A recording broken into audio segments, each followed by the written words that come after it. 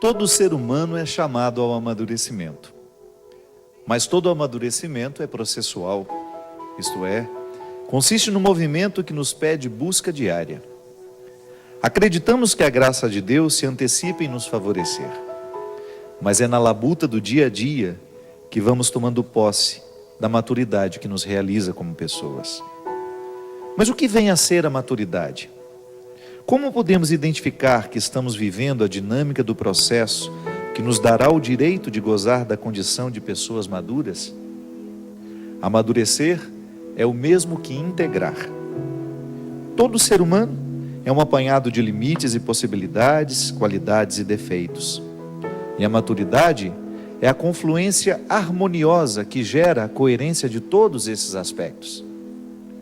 O que antes não tinha associação, passa a ter, como se uma ponte tivesse sido erguida para favorecer o trânsito entre as diferentes partes. Limites e possibilidades, qualidades e defeitos, tudo integrado e reconhecido como uma essência que nos constitui. A maturidade reúne o que antes estava desagregado. Esta integração desobriga o ser humano de corresponder às expectativas que não se adequam à sua essência. Com o amadurecimento, deixamos de viver ao largo de nós mesmos, assumimos a inteireza como um projeto de vida, de maneira que nenhuma dispersão será mais admitida. A maturidade é um projeto que nunca se esgota. Amadurecer é um verbo que deve perpassar constantemente a dinâmica da existência. É o desejo de que a morte nos encontre em plena conjugação. É a maturidade que nos autoriza o deleite. A integração humana é fundamental para que saibamos estabelecer relações maduras, construtivas. É por meio dela que nos encaminhamos para a realização humana. Estando desintegrado, imaturo, o ser humano fica privado de favorecer-se. Incapacitado de descobrir a dimensão positiva de seus limites, deixa de explorar suas possibilidades. Negando os defeitos que carrega, torna-os ainda mais nocivos. Não sendo capaz de ver-se na totalidade, limita-se a viver fragmentado, longe de sua essência, e vivendo sem a posse de si mesmo, torna-se alvo de relacionamentos possessivos, sequestrantes. No cativeiro, distancia-se de sua essência, molda-se a partir das exigências de seu algoz, torna-se caricatura de si mesmo. Muito boa noite, com muita alegria que nós começamos mais um programa Direção Espiritual. Na semana passada nós falávamos do quão é importante nós vivermos a dinâmica da maturidade na nossa vida. E nós falávamos que a maturidade nos leva a compreender o certo, o errado, o que devemos, o que podemos, o que não devemos. Ela nos contextualiza no campo das escolhas para que a gente possa ser livre. É muito interessante a gente pensar, minha gente, que a liberdade é fundamental para que a gente tenha condições no processo das escolhas, para que a gente viva, para que a gente tenha condições de recolher, o bom da vida, sempre de maneira livre. Isso é uma ação de Deus em nós.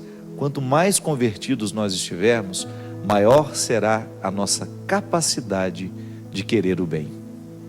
E hoje, o programa Direção Espiritual tem um homem especializado, que estudou muito, um grande amigo meu, que se especializou muito na arte de compreender o certo, o errado, o bem e o mal. Padre Wagner, boa noite, meu querido. Boa noite, Padre Fábio. Que honra ter você aqui, viu?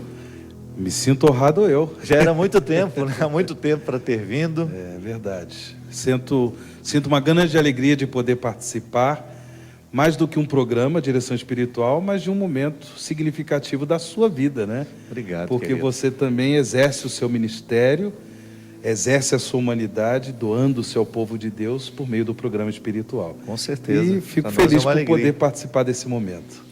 Padre, vamos começar nesse ganchinho que a gente estava dizendo. Você que tanto estudou moral, você é doutor em teologia moral, fazer o bem só é possível quando nós já estamos movidos pela ação do Espírito de Deus, né?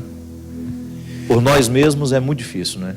Sem dúvida, existe toda uma dimensão da responsabilidade pessoal, ou seja, cada um deve na sua vida fazer escolhas em função do bem, do amor, da justiça, dos valores morais. Porém, Santo Afonso Maria de Ligório, que é o fundador dos redentoristas, né, da Congregação do Santíssimo Redentor, que é também o patrono dos moralistas e confessores, ele dizia: não basta fazer o bem, é preciso fazer o bem bem feito. Isso significa buscar em Deus o auxílio da sua graça, não é? O próprio Evangelho nos convida a viver certas radicalidades no compromisso com o reino de Deus, que só é possível com o auxílio da graça de Deus. Jesus lá no sermão, por exemplo, no Sermão da Montanha, ali nos capítulos 5, 6 e 7 do Evangelho de São Mateus, ele chega a ponto de nos levar a uma compreensão mais profunda da lei de Moisés. Ele, por exemplo, diz: ouvistes o que foi dito, né? Olho por olho, dente por dente. Aí Jesus diz assim: eu, porém, vos digo, se você se encolerizar, não é, já cometeu o pecado. E por isso, mas por que ele chama radicalidade? Porque antes de tudo, ele veio nos dar o dom do Espírito, para que nós não possamos simplesmente, para que nós procuremos não simplesmente evitar pecados ou coisas desse tipo, mas viver a liberdade própria dos filhos de Deus. Isso só é possível com o auxílio da graça, o dom do Espírito Santo. E interessante, Padre, que nesse discurso Jesus já nos conduz a uma visão que ultrapassa o significado da lei, né? Antes disso, você ter a consciência de que muitas coisas a lei não vai ver que acontece. Você estará protegido por ela porque você não precisa ser flagrado naquilo. Mas Jesus está falando de uma vida interior que antecede, né, toda e qualquer ação. Interessante como isso é bonito dentro da perspectiva da vida cristã, quando nós somos convidados a buscar essa mística, que é a mística do silêncio, que me faz ser bom mesmo quando eu não estou fazendo absolutamente nada. Sem dúvida. Que é a mística que proporciona o bem-estar, a satisfação, né? De você, sem vaidade, reconhecer que o seu coração está bem orientado, né? Viver a dinâmica da bem-aventurança nisso aí, né? Exatamente. Porque Jesus, também isso é importante na conquista da liberdade, da maturidade que você dizia. A maturidade, você falava ali que é processual, não é? E isso, na dinâmica da vida cristã, significa acolher o convite que Jesus nos faz a segui-lo. A segui-lo em todas as vicissitudes da vida, em todos os momentos da nossa caminhada, a segui-lo. O segmento, ele, é claro, é dinâmico, o segmento é para toda a vida, mas ao mesmo tempo o segmento significa, a cada momento da vida, fazer escolhas a partir de uma pergunta: o que Jesus faria nesse momento? E por isso que você disse uma coisa importante, daí a necessidade do silêncio, daí a necessidade de nós nos conhecermos mais profundamente, daí a necessidade de nós lermos o próprio coração, lermos as intenções mais profundas do coração, porque, claro, a vida ela é muito dinâmica, nós vivemos numa sociedade muito corrida, com muita velocidade, nem sempre nós temos assim tempo assim qualitativo para parar, para refletir, mas o que Jesus faria? Nesse momento, nessa situação, o que Jesus faria? Às vezes essa pergunta nos ajuda bastante nesse processo do amadurecimento humano, nesse processo do amadurecimento espiritual.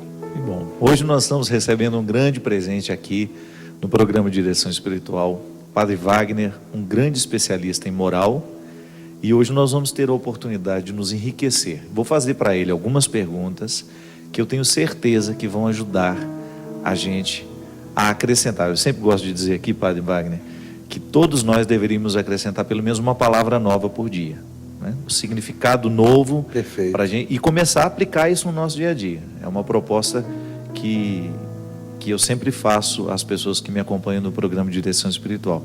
Seja numa palavra nova que encontrou num livro, ou seja numa palavra nova que nós usamos aqui, que a gente explique. E antes do Padre Wagner falar sobre os trabalhos que ele trouxe aqui, eu gostaria que... Padre, qual é a diferença para que as pessoas possam entender? No dia a dia a gente escuta muito falar de ética e moral. E a gente sabe que existe uma diferença interessante de ser compreendida. Qual é a diferença entre o termo ética e moral? Tá certo. Do ponto de vista etimológico, ou seja, do ponto uma palavra de vista nova aí, ó. da etimologia, a raiz, seja, a origem das palavras. Exatamente. Do ponto de vista da raiz da palavra, na realidade, ética e moral significam a mesma coisa. Porém, ética vem do grego ethos. E no grego ethos, a palavra ética tem dois significados. Um significado mais radical, o significado mais primitivo, é o lugar onde eu habito. Olha que interessante isso. É né? Boa noite, Christian. Christian tendo aula de moral aqui hoje também, não esquecemos de cumprimentar ele. É verdade, Christian. Deus abençoe, né? O ethos é o lugar da habitação, então, onde eu estou habitado. Habitação do ser. Um grande filósofo chamado Heráclito, filósofo grego, ele falava do ethos como habitação de Deus. Já falava como ethos. Como se fosse uma consciência que nos orienta. Exatamente, o lugar onde Deus habita. Então, o ethos tem esse primeiro significado, que é a qualidade que eu dou, um estilo que eu dou à minha própria existência, certo? A partir das escolhas que eu faço. E aí eu dou um estilo para a minha existência. Existe um outro significado à palavra ethos, que diz respeito ao costume. Ao costume. E aí entra a questão da decisão moral, a decisão que eu tomo entre o bem e o mal, né? Então, nesse costume, padre, a gente pode colocar a cultura, toda a dimensão cultural de um povo, também, que pode considerar isso como certo, como errado, exatamente, a partir da formação cultural. Exatamente. Então tem esses dois significados: lugar onde habita o meu ser, mas configuração da minha existência. Entendi. A partir das escolhas que eu faço no dia a dia. E depois a questão do costume, que também entra esse elemento cultural. O valor que faz parte de uma cultura. De uma cultura. Agora, a palavra ética, ela depois ganhou uma nova significação para o latim. Então, ethos em grego, no latim, mores. E daí vem a palavra moral. Por isso que, etimologicamente, a palavra ética e moral tem o mesmo significado. Só agora, derivam de línguas diferentes. Derivam de línguas diferentes. Uma do grego e outra do latim. Porém, na questão da aplicabilidade destes termos, é aí que nós temos as diferenças. Não é?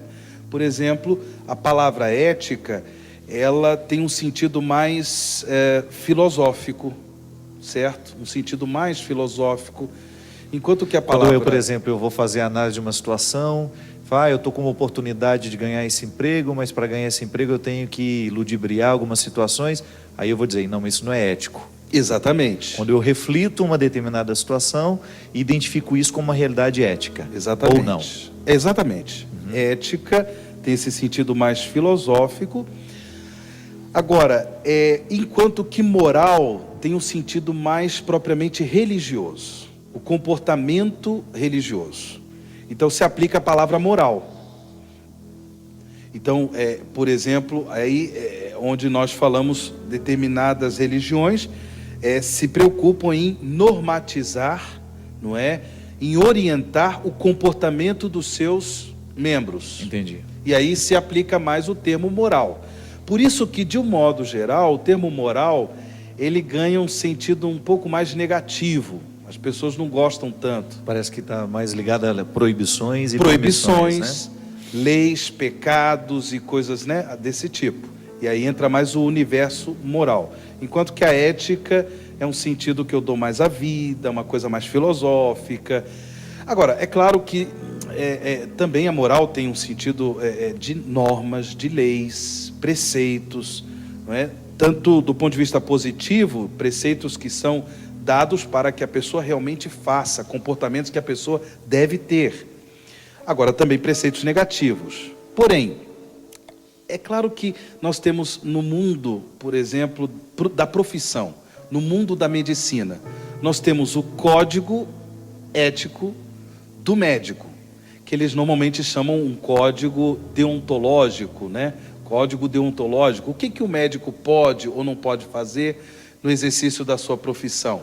Aí são normas concretas, são leis que proíbem ou que orientam, né? Que motivam, e que normalmente se usa a palavra ética. Mas por quê? Porque não está num contexto religioso. Entendi.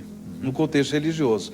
Então tem horas que ética e moral se encontram, tem momentos em que a aplicabilidade do termo realmente são aplicabilidades bem distintas. Mas então, o que é interessante é que quando a gente fala moral, a gente pensa em realidades muito práticas mesmo. Exatamente. Né? De códigos de condutas que vão nos orientar. Engraçado, padre, e você que nos acompanha em casa, você pode ter já tido a oportunidade de ver muitas vezes as pessoas falando da moral cristã de maneira desrespeitosa, como se fosse absurdo isso, absurdo aquilo, como se a sociedade pudesse viver sem isso, né? Uhum. Qualquer organização humana tem a necessidade de ter um código moral, porque é isso que vai nos regularizar, é isso que vai nos permitir e também nos proibir, né? A gente falava, no programa passado, a gente falava da necessidade que nós temos de colocar limites para que a gente possa descobrir as possibilidades, é uma verdade isso. E depois porque é importante dizer que a ética e a moral, elas não nasceram assim por um grupo que simplesmente estabeleceu códigos éticos ou códigos normativos morais. Isso é um elemento que brota do próprio ser humano. É um elemento natural dele. Natural.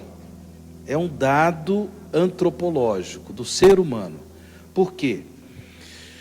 Todo e qualquer ser humano adverte, ou seja, ele toma consciência de que a sua existência é uma contínua resposta.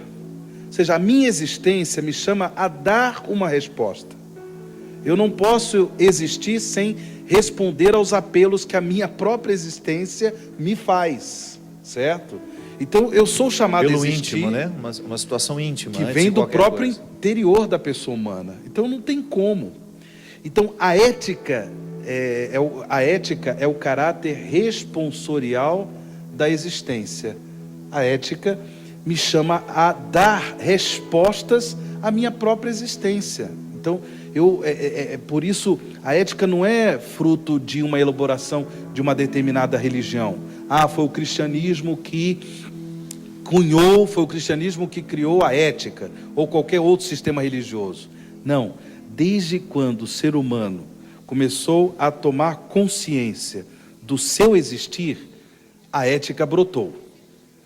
E depois brotou porque ele começou a tomar consciência do seu existir na relação com o outro. Interessante demais, né? Não é? Ô padre, isso nos alivia de um fardo tão grande, né? Quando, por exemplo, nós encontramos uma pessoa que tem uma vida totalmente errada, e a gente ter o direito de dizer isso, olha, a sua salvação, a sua condenação, que passa pela dimensão ética, né? Claro. Por aquilo que ela consegue viver, por aquilo que ela sabe de si mesma, é em última instância uma situação da sua consciência que estará diante de Deus, e vocês dois vão ter esse encontro um dia.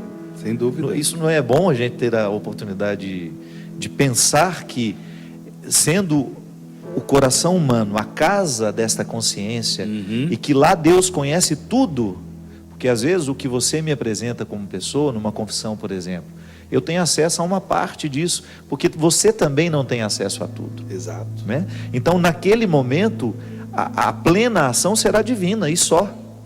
Nós poderemos até nos aproximar da sua verdade, mas é Deus que vai ser capaz de investigar todos os elementos que condenarão ou que salvarão alguém. você já chamou em causa uma categoria moral fundamental, que é a consciência, não é? Justamente. Você chamou em causa essa categoria que é esse lugar da interioridade humana. Eu gosto de chamar, né, a consciência como lugar do interior humano. Padre, claro. E na consciência não existe mentira, né? Não. A consciência, ela não alberga mentira. Uhum. Ela sabe, ela tem a plena consciência, ela está plenamente iluminada. Por isso que deve ser um inferno, né? Você viver com uma consciência infeliz, de você saber, o outro pode até não saber, mas você sabe que fez errado. Exatamente. Isso gera uma infelicidade muito grande. Porque, por exemplo, num dos meus livros eu cito o texto da Constituição Pastoral Gaudium et Spes do Concílio Vaticano II. Aliás, um dos textos mais bonitos do concílio. Exatamente. Né? A Gaudium et Spes é uma Constituição Pastoral, onde os padres conciliares falam, no número 16, sobre a consciência moral. E é interessante que eles fazem uma analogia com o sacrário, não é? Ou seja, aquele lugar, o sacrário nas nossas igrejas é o lugar que contém as hóstias consagradas, Jesus Eucarístico, não é? Então, usa esse termo sacrário para dizer que a consciência é o lugar, antes de tudo, onde Deus habita. E ali é onde eu me encontro com Ele. E ali não dá para mentir. Não dá para mentir, certo? É onde Deus habita, onde eu me encontro com Ele. E claro, mas não só o lugar do encontro, mas um lugar onde a voz de Deus se faz ouvir. O desafio está em escutá-lo, não é? O desafio está em escutá-lo. A Gaudium et Spes 16, nesse número 16, ainda fala que ali nós ouvimos imperativos morais bem concretos. Faça isto, evita aquilo. Evita aquilo. Onde o imperativo moral mais concreto é aquele que o próprio Jesus nos ensinou. Amar a Deus, amar o próximo. É o imperativo do amor. Porque Deus é amor. O apelo que Ele nos faz, sobretudo na interioridade da consciência, é o apelo ao amor. O amor que foi muito bem demonstrado pelo próprio Filho de Deus, Jesus Cristo. O amor da doação da vida, o amor de quem se doa para salvar a humanidade. Por isso que Santo Agostinho, com muita coragem, ele disse: ame e faça o que você quiser. Com muita coragem. Mas só que tipo de amor? Esse amor que tem um nome. O seu nome é Jesus. E subentende-se que já está tocado pelo dom dessa libertação interior, que deu à consciência a capacidade de estar plenamente iluminada, né, por aquilo que é certo, e já se encaminhou para viver no concreto dos dias essa adesão a Jesus. Isso é fantástico, Padre. E talvez eu acho que isso faz muita falta no nosso dia a dia, né? Você que nos acompanha, você que tantas vezes fica aí, será que eu fiz o certo? Será que eu fiz o errado? Como é importante a gente dar esse espaço para que Deus fale em nós, para que esses imperativos, né, essas ordens divinas, possam ser ouvidas e que depois a gente tenha uma conduta um pouco mais coerente com aquilo que a gente diz crer.